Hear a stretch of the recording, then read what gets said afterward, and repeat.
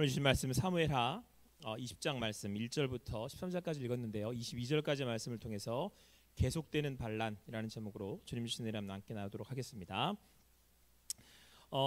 이제 그 압살론, 아들 압살론의 이 그 쿠데타로 인해서 그 역시 반란이었죠. 위기에 처했던 다윗이 전쟁에서 이기게 됐습니다. 어떻게 이기게 됐는데 그 전쟁이 결코 진정한 승리는 아니었죠. 여러 가지 이제 아픔을 가지고 다시 이제 왕으로 예루살렘에 이제 복귀하게 됩니다. 자, 그런데 오늘 성경은 뭐라고 말씀하고 있냐면 마침 이렇게 말씀하고 있습니다. 마침.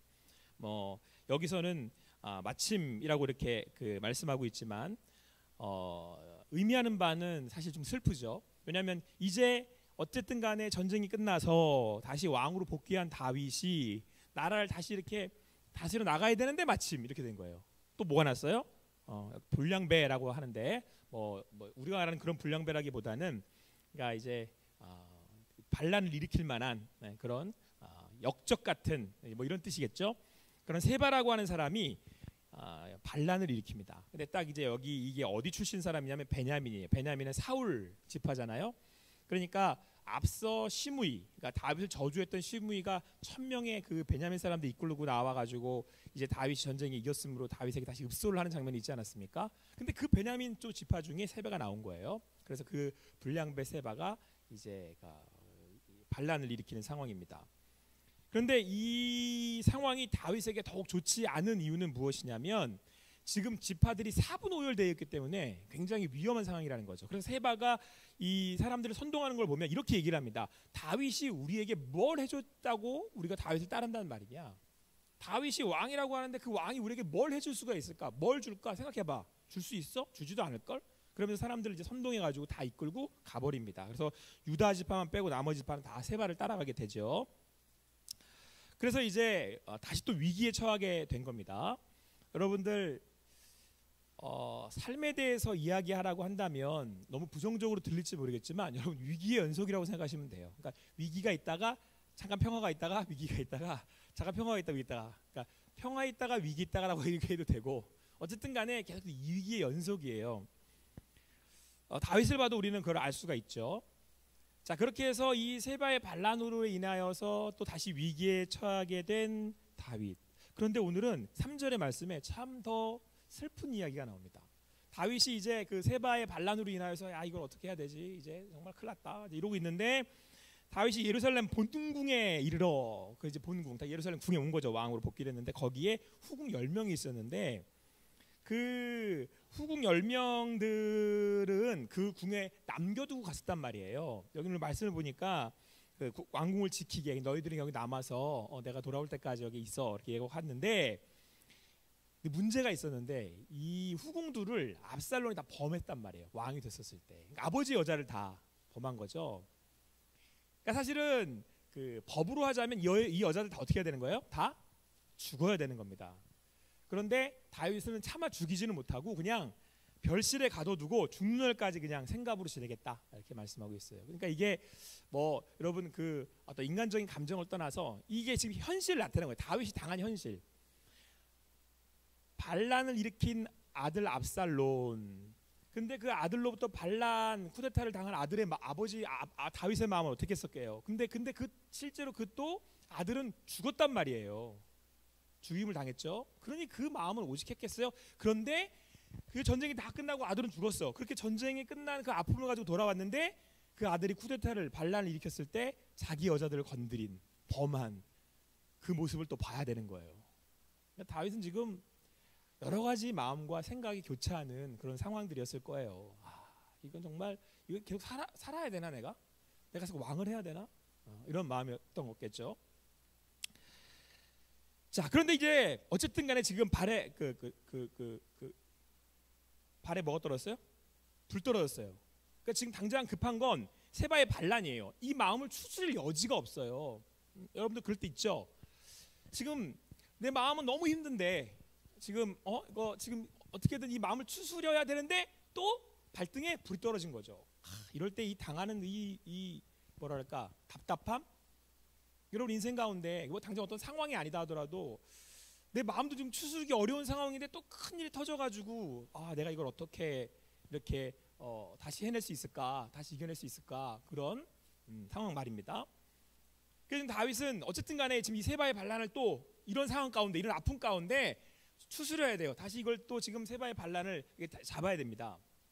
그래서 어떻게 하냐면 말씀 보니까 아마사라고 하는 장군을 세워요. 근데 여러분 성경을 조금 읽어서 아는 사람들은 사실상 여러분 계속해서 다윗의 오른팔은 누구였어요? 요압이었단 말이에요. 근데 다윗이 아마사를 세워요. 그 이유는, 그러니까 아마사를 세워서 세바의 반란을 이제 잡으려고 하는 건데, 잠재우려고 하는 건데, 왜 하필 아마사였겠냐라고 했었을 때, 아마사는요 여러분 압살론 반란군의 총사령관이었어요. 그러니까 다윗이 잘했던 것 중에 또 한 가지가 뭐냐면 적장들을 등용을 시키는 일들을 잘했거든요. 그러니까 다윗이 이렇게 그 사람들을 이렇게 다시 등용을 해서 자기의 그 편으로 다시 이렇게 해서 잘 이렇게 다스렸었단 말이에요. 그러니까 그런 의미도 있지만 지금 선을 넘고 있는 게 누구냐면 요압이에요. 자꾸 요압이 선을 넘단 말이에요. 그러니까 아마사를 등용시키는 건 누구를 견제하는 거예요? 요압을 견제하는 거예요. 그래서 아마사한테 명령을 내립니다. 너 빨리 가서 유다 이 족속들 사람들은 우리가 동원할 수 있으니까 가서 내가 빨리 불러 모아서 지금 세바의 반란군을 이렇게 제압해라. 그런데 오늘 성경은 뭐라고 말씀하고 있냐면 왕이 정한 길에 지체된지라 이렇게 돼 있어요. 그러니까 이 아마사 장군이 그 능력이 부족했거나 아니면 왕의 명령을 허투루 들었거나 뭐 어쨌든 간에 그 일이 지체가 됐단 말이에요. 다윗은 지금 급한데 이 세바의 반란군은 그냥 반란군이 아니에요. 다른 지파들이 다 동요를 할 수 있는 정말 위험에 빠질 수 있는 그런 상황이란 말이에요. 자, 그래서 이번에는 누구한테 또 얘기를 하냐면 아비새라는 장군을 또 불러요. 근데 여러분 이 아비새는 요압의 동생이거든요. 그러니까 사실상 지금 다윗은 쓸 카드도 없는 거예요. 같이 같이 마음을 나눠 일할 사람도 없는 거예요. 다윗은 지금 막 발이 동동동 굴러지겠죠. 이제 그런 상황 가운데 아비새를 부릅니다. 그래가지고 야 지금 뭐 아마사가 지금 움직이지도 않고 뭐 때문에 안 되는지 모르겠다. 그러니까 너 지금 이거 너 알겠지만 이 글은 더 큰 일이야. 압살롬 때의 문제가 아니라고. 압살롬 내가 미워 그랬지만 이건 세바는 전체 지파들이 반란을 일으킬 수 있는 그런 일이란 말이야. 그래서 이거 급한 거 알지? 얼른 가가지고 이 세바의 반란군을 이렇게 다 제압하고 와라. 이렇게 얘기를 하고 이제 보내게 됩니다. 자, 그런데 여러분 오늘 성경은 뭐라고 말씀하고 있냐면 어떤 일이 벌어지냐면 이 요압이요 이걸 다 알게 됐죠. 누구의 형이니까? 아비새 형이니까. 그래가지고 어떻게 하냐면 아마사를 만나러 갑니다. 만나러 갔는데 이 아마사가요 또 인척관계예요 요압하고. 그러니까 아마사는 별로 의심 안 했겠죠. 그래가지고 오늘 성경 말씀을 읽었습니다마는 인사하는 척. 당시에 아마 인사가 뭐 수염을 잡는 거였나 봐요. 수염을 잡으며 이렇게 입을 맞추는, 그죠? 한번 해볼까요? 수염 없어 안 되나? 수염을 잡으며 이렇게 인사를 하는 어쨌든 그런 인사였던 것 같아요. 그렇게 가까이 갔었을 때 칼로 찔러서 아마사를 죽이는데 이제 창자가 밖으로 나왔다. 그죠? 뭐 뱉는지 찔렀는지. 그래서 아마사를 제거를 합니다. 그리고는 아비새와 함께 요압이 사람들을 규합을 해서 이제 세바를 쫓아가게 되는 거죠. 그러니까 그 모든 실권은 다시 요압이 쥡니다.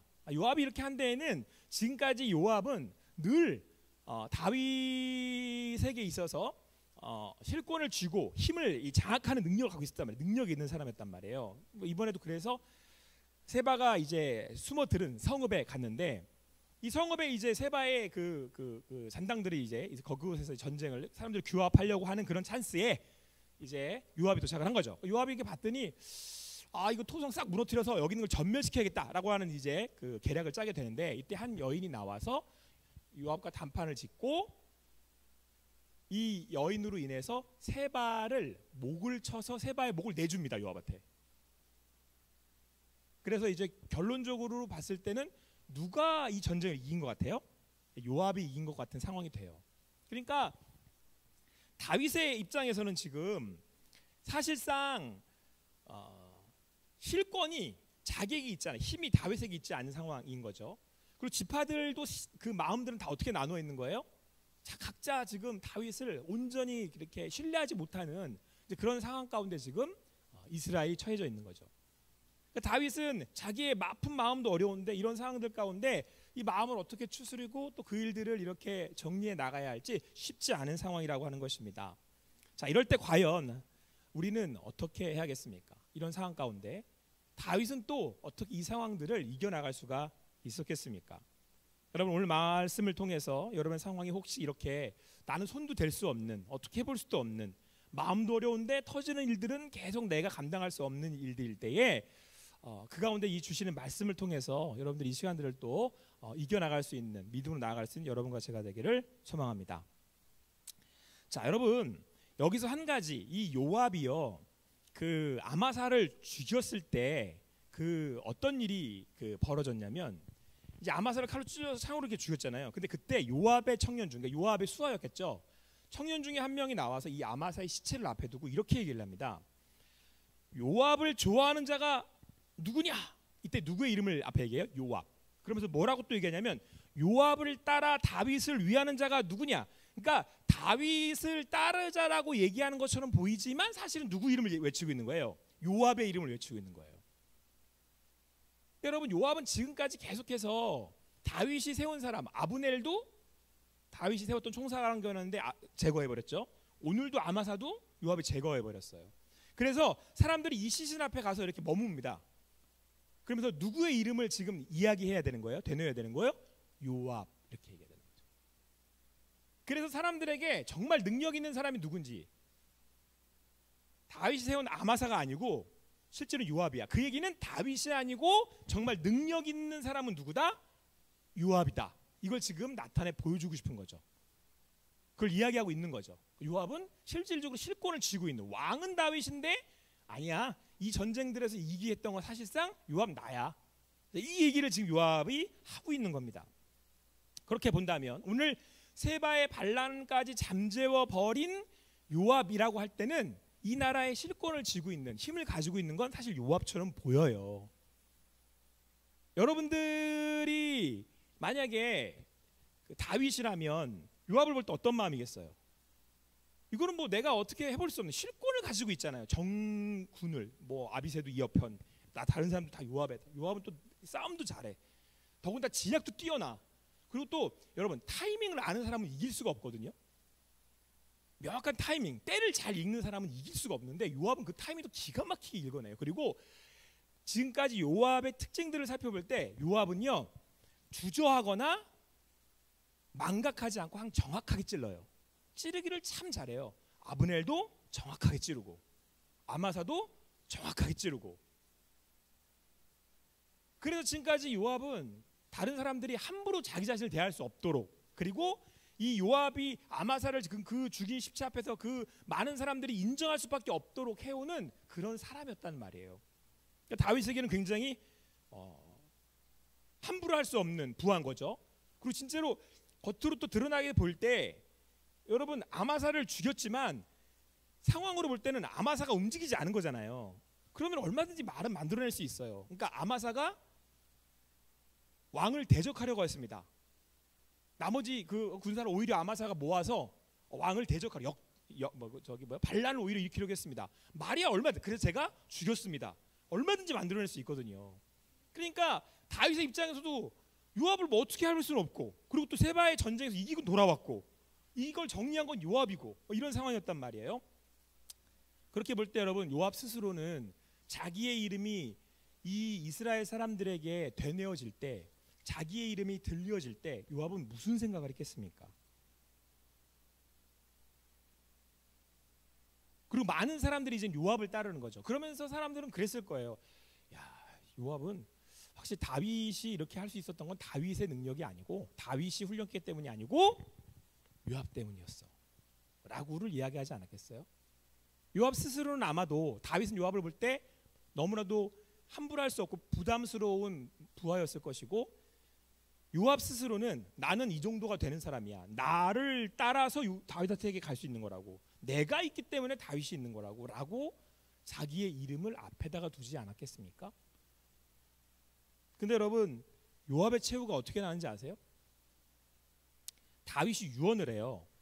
열왕기상 2장 5절에 가면 아들 솔로몬한테 유언을 하는데 크게 세 가지예요. 첫 번째는 대장부가 되라, 두 번째는 하나님 말씀에 순종해라, 세 번째가 그러니까 이 두 개는 개인적인 거라고 한다면, 세 번째 공식적인 유언은 뭔지 아세요?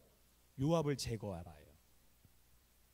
그러니까 지금 직속 부하였던, 전장을 함께했던, 명봉산 죽일 수가 없고 영향력도 있고 지금 죽여봐야 좋을 게 없으니까 다윗이 기다린 거예요. 그리고 마지막에 솔로몬에게, 그리고 명분도 돼요. 새 왕이 섰을 때 요압을 제거하는 건 얼마든지 할 수 있는 거거든요. 새 왕이 들어섰기 때문에. 이게 내 판이니까 내가 내 판 짤 거야 이러면서 제거하고 가는 거예요. 그러면서 그걸 넘겨줘요, 솔로몬한테. 내가 이러이러해서 안 죽였으니까, 내 때는 내가 이러이러해서 이랬으니까 네가 제거해. 근데 여러분, 그렇게 보면 요압이 가장 비참한 거 아니에요? 자기가 승승장구할 줄 알았고, 그리고 이제 왕이 바뀌어도 나는 이 왕이, 새로운 왕이 나를 무시할 수 없을 거야라고 생각을 했는데 아니요, 이미 다 판은 짜여졌고 요압은 마지막에 다윗의 첫 번째 척결 대상으로 죽어요. 시므이도 같이 죽거든요. 여러분, 요압이 그걸 알았겠습니까? 나는 다윗 앞에, 다윗의 이름 앞에 있는 사람이야. 나를 통하지 않고는 다윗에 있을 수가 없다고.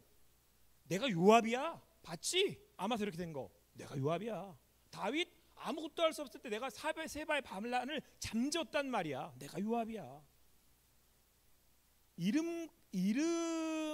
내 이름을 내세울 수 있는 인생을 살았단 말이에요. 그런데 여러분, 요압은 자기가 이렇게 비참하게, 그리고 이런 최후를 맞이할 줄 몰랐다는 겁니다. 왜 그럴까요? 이름 때문에 그래요. 요압이라는 이름 때문에. 자기 자신도 무시할 수 없는 자기의 이름 때문에. 여러분, 그렇게 본다면 아마사라고 하는 사람의 최후도 우리가 좀 눈여겨봐야 됩니다. 아마사가 어떻게 죽었냐면, 여러분, 아마사는 아까 얘기했던 것처럼 반란군, 압살롬 반란군의 총사령관이었고, 그랬으니 능력도 탁월한 사람이었겠죠. 근데 더 대단한 건 다윗이 등용을 했단 말이에요. 그 얘기는 아마사 입장에서 나는 누가 알아주는 사람인 거예요. 전쟁이 끝났는데도 다윗이 지금 나를 알아주는 거잖아요. 그러니 아마사의 마음이 어떻겠어요? 이거 사람 알아보네. 내가 아마사라고. 아유, 아마사 이름을 아는군. 이때 요압이 아마사를 찾아옵니다. 근데 여러분, 이 아마사를 찾아왔을 때 어떠한 에피소드가 벌어지냐면, 요압이 이제 가까이 가는데, 오늘 성경 뭐라고 돼 있어요? 앞으로 나아갈 때 허리춤에 꽂아있던 칼이 땅에 떨어졌어요. 뭘 의심할 수 있어요? 근데 여러분, 이 적장의 전쟁에서는 함부로 이렇게 그 사령관 앞에 나갈 때 칼을 차거나 이렇게 하지 않아요. 어떤 의도로 갈지 모르니까. 근데 가까이 붙는 건데, 오늘 성경 뭐라고 딱 명확하게 명시해요. 10절에 아마사가 요압의 손에 있는 칼은 주의하지 아니한지라, 이렇게 나와요. 근데 웃기는 건 칼이 떨어졌는데도 주의하지 않은 거죠. 에이, 뭐 설마 요압이 뭐 내랑 측근이고, 또 이렇게 잘 알고. 그런데 여러분, 아마사가 요압을 주의하지 않은 건 아마사라는 이름 때문에 그런 거예요. 내가 아마사인데, 내가 없으면 안 되는데, 내가 지금 총사령관인데, 요압한테 나도 아마사인데 네가 나한테 뭘 어떻게 하겠어? 내가 아마사인데. 그 칼이 떨어졌는데도 그걸 보지를 못해요. 이게 뭘 의미하는지를 읽어내지를 못한다니까요. 그리고 아마사가 그런 최후를 맞이하게 됩니다. 여러분, 요압과 아마사의 공통점이 뭔지 아세요? 자기 이름에 가려서 볼 걸 못 봐요. 이걸 좀 더 쉽게 얘기하면 교만이라고 얘기하는데, 여러분, 이런 경우는 우리의 삶에 얼마든지 있어요. 내가 누군지 알아? 내가 아무개야. 여러분, 누군지 모르는 사람이 누군지 알아, 그런 것도 웃기지만 이 두 사람은 누군지 아는 사람들이거든요. 아마사, 요압 하면 그냥 딱 알아요. 총사령관, 다윗의 최측근, 다윗의 실권을 갖고 있는 힘 있는 사람. 그 이름에 그 값이 있단 말이에요. 능력이 있단 말이에요. 그런데 중요한 건 그것에 가려서 보주로 볼 수 없어요. 지금 일어나는 일이 뭘 의미하는지를 읽어낼 수가 없다니까요. 자기가 잘하고 있는 줄 알아요. 그 이름 때문에 잘 가고 있는 줄 안 되니까요. 여러분들은 지금 어때요? 여러분들이 잘 가고 있다고 생각이 드십니까? 여러분들 가는 인생이 탄탄대로처럼 보이고 내가 원하는 대로 계획대로 되니까, 이거 봐라, 역시 난 요압이야, 나는 유경호라고, 내가 아마사라니까 역시 날 알아보는군. 여기에 혹시 누가 한번 알아주면, 알아주지 않는 거에 징징거리다가 이게 알아주면 좋다고, 그냥 그게 뭐 똥인지 된장인지도 모르고, 칼이 떨어지는지 뭘 날 죽이려고 하는 건지 살리려고 하는 건지도 모르고. 여러분들은 어떠한 길을 가고 있어요? 자, 그런데 여러분, 사실은 오늘 이 전체 에피소드의 주인공은 요압도 아니고 아마사도 아니고 다윗도 아니에요. 16절 말씀을 같이 읽겠습니다. 16절 말씀, 우리 16절 말씀 같이 읽을게요. 같이 읽습니다. 시작. 그 성읍에 지혜로운 여인 한 사람이 외쳐 이르되 들을지어다 들을지어다 청하건대 너희는 요압에게 이르기를 이리로 가까이 오라 내가 내게 말하려 하노라 한다 하라. 여러분, 오늘 이 이야기의 그 최고조는 전쟁, 세바의 반란인 거잖아요. 세바가 세력을 규합해서 다윗을 상대하게 되면 이제 그때는 정말 어려워지니까 다윗이 빨리 손 써서 성읍에 들어가기 전에, 성읍에서 지파들을 규합하기 전에 빨리 가서 그 본부를 치라고 지금 다윗이 명령을 한 거죠. 다윗이 읽은 거죠. 그래서 명령을 한 건데 이제 결국은 아마사가 죽고 요압이 이제 아비새와 함께 세력을 규합해서 가게 된 겁니다. 그러니까 요압이 이렇게 보니까 이거는 지금 수가 없어. 토종을 무너뜨려야 돼. 그러니까 전멸시켜버려야겠다는 생각을 한 거예요. 이게 요압의 전략이었던 거죠. 그러니까 그 요압다운 거죠. 요압은 굉장히 치밀하고 또 하지만 굉장히 과감하고 또 잔인한 사람이기 때문에 이렇게 해야겠다 결정을 한 거죠. 자, 토종 무너뜨려야지 이러고 있는데 한 지혜로운 여인이 이렇게 나와요. 장군도 아니고요. 유명한 그 누구도 아니고 그냥 한 여인이 나와요. 여인이 나와서 큰 목소리로 요압을 부릅니다. 당신의 요압이 이거라면서요. 우리 얘기 좀 합시다. 그래가지고 얘기를 하는데 이 여인의 논리가 이겁니다. 지금 우리 다 죽이려고 그러시는 거잖아요. 그러면 여호와의 기업을, 그러니까 여기가 지금 하나님의 지파 중에 하나님의 사람들인 거죠. 하나님의 백성인데 이 성읍이 하나님의 기업인 건데 이걸 다 없애시겠다는 거예요. 그랬더니 요압이 가만히 생각해 보니까 자기한테 이게 치명적인 실수가 될 수 있거든요. 이랬을 경우. 그러니까 그건 아니고 내가 세바 잡으려고 온 거예요. 세바. 그랬더니 그럼 제가 세바 내드릴게요. 그래가지고 이 요압이랑 담판을 하고 이 여인이 돌아가서 사람들한테 세바 때문에 온 거니까 세바만 내주면 돼요. 그래서 사람들이 세바의 목을 쳐서 내줍니다. 근데 여러분 이때도 22절에 같이 한번 읽을게요. 같이 읽습니다. 시작. 이에 여인이 그의 지혜를 가지고 모든 백성에게 나가매. 강조돼서 나오는 게 이 여인의 지혜예요. 지혜롭다. 참 지혜롭다. 여러분들 스스로가 지혜롭다고 생각하십니까? 자, 내가 지혜롭지 않다고 생각하는 사람 흔들어 보세요. 다 지혜로우세요? 다 지혜로워요? 최전 지혜로워? 맞아? 책임질 수 있어? 지연이 지혜롭지. 괜히 지연이겠어? 근데 여러분, 이 여인이 지혜롭다라고 성경에서 말하고 있을 때 진짜 지혜롭죠. 처음에 이 여인이 이 요압한테 갈 때도요 굉장히 동선이 간결해요. 우리가 요즘 예제학에서 단순성의 훈련을 받고 있거든요. 단순함의 훈련. 굉장히 단순해요. 다른 걸 얘기하지 않습니다. 여러분, 먼저 뭘 따지지 않으면 내가 누구의 어느 가문의 누구의라고 따지지 않아요. 이름이 없어요. 이름이. 무슨 얘기인지 알겠어요? 본질을 꿰뚫을 수 있는 지혜를 갖고 있다는 얘기예요. 요압이나 아마사처럼 내게 갖고 있는 여러 가지가 있어서 이걸 가지고 뭐를 이야기하고 제구하는 게 아니라 지혜롭다라는 건 볼 걸 명확하게 볼 줄 알고 가늠할 걸 명확하게 가늠할 수 있는 능력을 지혜라고 얘기한단 말이에요. 이 여자는 자기 이름에 자기가 이런 능력을 가졌다는 것에 그것으로 인하여서 내가 볼 것을 보지 못하는 그 우를 범하지 않고 있다고요. 그래서 명확하게 본질을 꿰뚫잖아요.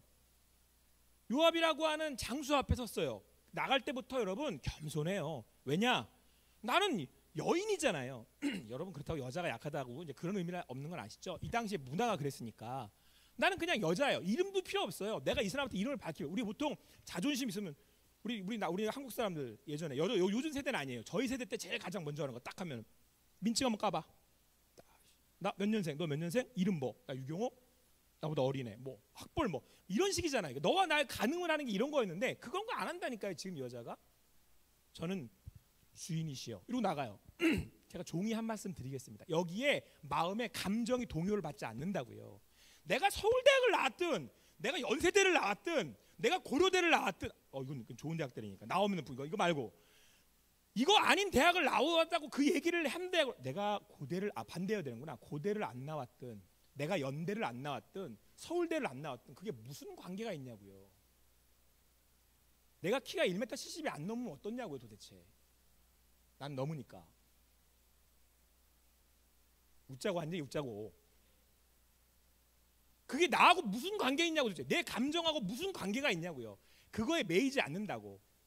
내가 종인 거하고 지금 우리 백성들이 죽게 된 거하고 무슨 관계가 있냐고.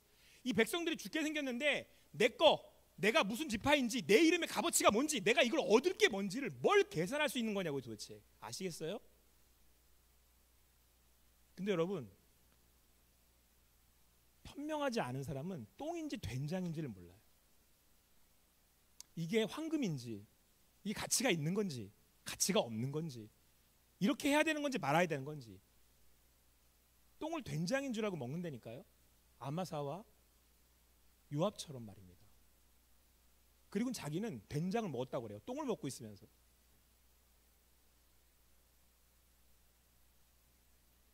여러분 이 여인은 자기가 여종이라는 거에 대해서 자격지심이 없어요. 여러분 아마사가 죽은 이유가 뭐예요? 아마사가 뒤진 이유가 뭡니까? 내가 지금 장군 다윗이 알아주는 장군 이러다 죽은 거라니까요. 근데 이 여인은 저는 당신의 여종입니다. 근데 제가 이렇게 뵈니 지금 요압께서 실수하실 것 같습니다. 이렇게 다 죽이면 하나님의 기업을 없애시는 건데 그거 어떻게 하시려고요? 요압이 듣고 보더니 그 말 맞네. 3배만 난 데려가면 되는데. 사람들에게 여러분 보세요. 이 위기의 상황에 이 여자가 하는 말이 사람들을 리더하잖아요. 이름이 리더인 거예요? 스펙입니까? 키예요? 다윗 이렇게 골리앗처럼 막 이래가지고 막 사람들을 내가 니들이 리더할 만해 그런 거였어요? 아니요. 지혜로움, 볼 줄 아는 눈, 본질이 뭔지를 볼 줄 아는 사람. 이게 정말 가치 있는 거구나. 지금 우리가 살아야 되는구나. 명분이 문제가 아니구나. 이걸 지혜롭다라는 거예요. 여러분 십자가의 믿음이란 내 교만이 거두어지는 거예요. 죄가 뭐죠? 하나님처럼 사는 거잖아요. 내가 하나님 돼서. 이게 거두어지는 거라니까요. 그래서 여러분 우리의 눈이 밝아지면 진리를 볼 줄 알게 되는 거예요. 오늘 이 여인은 성경이 인정한 지혜로운 사람입니다. 자기가 여인이라는 것에 구애받지 않아요. 여러분 최근에 우리 젊은 세대에 이런저런 얘기들 많은데 저도 젊은 세대입니다. 45살의 청년이라니까. 근데 우리 젊은 세대를 얘기할 때 우리 젊은 세대들을 같이 얘기할 때 저희한테 하는 얘기 중에 그게 한 가지가 있어요. 왜 그렇게 부정적으로 뭔가를 자꾸 보냐는 거예요.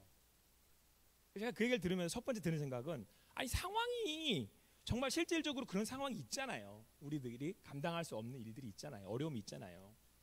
근데 제가 그 얘기를 들으면서 한편으로 제가 뭘 자기 자신을 돌아봤냐면 혹시 내 안에 자격지심이 있는 건 아닌가? 라는 생각을 해봤어요. 내게 주어진 상황. 이 여인으로 말하면 이 성읍은 지금 멸망하게 하고 있는 상황이고 자긴 여인일 수밖에 없고 만약에 이 여자가 우리는 성읍인데 앞에 있는 사람이 요압이야. 끝났네. 요압 왔으니까 끝났네. 저 사람이 요압의 이름에 눌려서 나는 이제 끝났다. 내 인생 볼정 다 봤다. 근데 나는 이름도 없는 뭐예요? 한낱 계집종이야. 내가 뭘 할 수가 있겠어. 그리고 요압은 이 토성을 다 허물어버린대. 우리를 전멸시키겠대. 거기에 눌려서 아무것도 하지 않았다면 여긴 전멸당했어요. 제가 만약에 나는 이런데 나는 저런데 이렇게 태어났고 난 이렇게 되어 있는데 라고 한다면 여러분 제가 오늘 하나님의 그 부르심 앞에 그 일들을 감당해 나갈 수가 있겠습니까? 그런데 여러분 저는 분명히 이거 한 가지는 알아요. 예수 그리스도의 십자가가 그분의 그 구원이 내 이 눈으로부터 유경화라고 하는 이름을 뽑아가셨다는 건 알아요. 거기에 가치가 있는 게 아니에요. 유경호라고 하는 이름에 이 안에는 여러 가지 의미가 있잖아요. 유경호라는 걸 여러분들 누군가에게 밝힐 때는 난 누구의 아들이며 나는 몇 살이며 나는 어떤 학교를 나왔으며 그리고 내가 지금 하는 일이 뭐며 월급이 얼마며 내 선대에 무슨 일이 있었으며 나는 어느 나라에 태어났고를 지백하고 있는 게 이름이잖아요.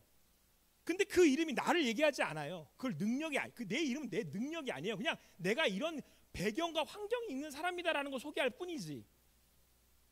그래서 제가 기도하고 나아갈 때는 그게 나한테 어떤 기준이 되지 않습니다. 내 기준은 부르심이에요. 이 여인은 자기의 부르심이 여기에 있었던 거예요. 날 어디로 부르셨지? 아, 지금 우리 백성이 위기에 처해 있구나. 누구도 아무도 나서지 않을 때에 자기의 지혜를 본질을 볼 줄 아는 지혜로 누가 별세기 시끄럽게 하는 얘들이 얼마나 소음이 얼마나 많았겠냐고요. 우리 다 죽었다, 끝났다, 그만하자, 안 된다, 그냥 마지막 날만 즐기고 죽자, 이런 나의 태어난 걸 원망하고 죽자, 별 얘기 다 나왔을 거 아니에요. 근데 이름 없는 여자가 지혜롭게 그냥 그 일을 가는 거예요. 멋지지 않아요? 이름도 없는데. 그리고 요압이랑談판을 합니다. 그리고 이 나라를 살려내요. 여러분, 하나님이 이름 없는 거 아세요? 하나님은 우리가 부르려고 만든 거예요. 원래 야훼라고 하거든요. 야훼도 사실은 명확한 이름은 아니에요.